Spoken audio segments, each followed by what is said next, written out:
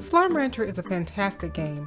It's a simple concept with a surprising amount to do and a lot of secrets to find along the way. But even the greatest game has some room for improvement, and here are a few things that I hope are included in Slime Rancher 2. The first thing I'd love to see in the new game is more inventory slots. As a fan of exploration games and games where the goal is collection, 4 slots is just not enough. And while each slot can be increased to hold 100 items apiece, you can still only carry 4 different items at a time. And how many times have we had to make the heart-wrenching decision on whether to keep a new slime or keep resources? And unless you have a warp depot or teleporter handy, it leads to a lot of running back and forth across a pretty expansive map to bring back everything you need. It's a pretty common thing for me to end up floating my ornaments or echoes in hopefully obvious places with plans to return for them, only to discover once I get back there is something else I need even more. And even if we can't get more slots, I'd love to at least be able to fill up more than 1 slot with the same item.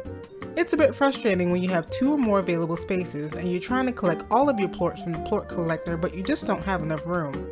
Or even just that you want to harvest your entire crop at once, but you can't, so you have to just dump some off in the nearest corral and then grab up the rest of your fruits and veggies before they turn to dust. Frustrating. Another thing I'd love to see is more face-to-face interactions and expansion of character storylines.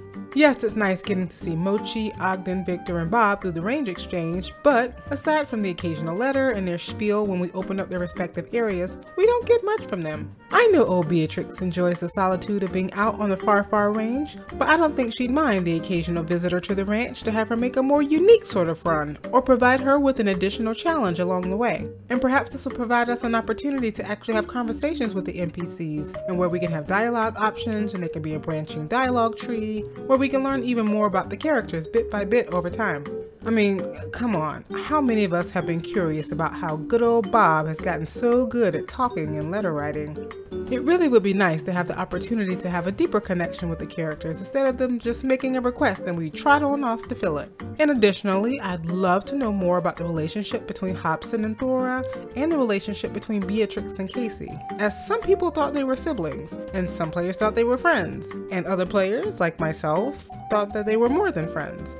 I know those relationship paths between the 2 duos were created for contrast, but I'd love to know more about them. This is a big one that I think many of us have been wanting, and that is co-op or multiplayer gameplay. It would be nice if those of us who have households where more than one person plays Slime Rancher to be able to play together on the same ranch and take care of the slimes together. Maybe one person likes to explore more while another just enjoys taking care of the slimes or gathering slime science resources out in the field. With co-op, each rancher could work more efficiently. If there was online multiplayer play, then maybe there could be challenges with friends such as gathering more glitch slimes or collecting more kukadobas, or maybe just a race to the glass desert. There could be built-in challenges by the developers, or maybe players could come up with challenges of their own, or even just drop by to see other Largo combinations up close that maybe they want to try on their own ranch. So many possibilities. And speaking of taking care of the ranch, it would be nice to have more customization on how your ranch looks. I do think we have a good selection of colors, provided you progress far enough in the 7Z rewards program, but we progress through the same style of decor items such as fences and corrals, and we can't even revert back if we don't like them. Also, we are limited to placement of items in only very specific spaces, and if I wanted to place something more to the right or to the left, it's just not possible. It would be nice to line things up in a nice pattern or just place items with more freedom. Or maybe we can even decorate the inside of Beatrix's home and it could become a space she can interact with rather than just reading letters and moving time forward. I think that would be pretty cool. It would be a cool interaction right now if you guys would leave a like and let me know how you feel about it.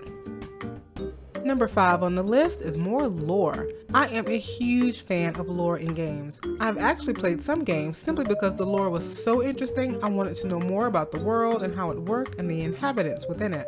There is some interesting information about the slimes and their locations, but most of the information focuses on the present, where things can be found, or behaviors, or climate, things like that. I'd love to know more about the backstory of the far range and the ancient ruins to get to piece together more of the mystery and history of this planet. It'll just strengthen the connection with the world and our bond with the creatures within it. And this isn't exactly number 6, but if we could please get some secret style plorts to go along with the secret style look for the slimes, that would be awesome!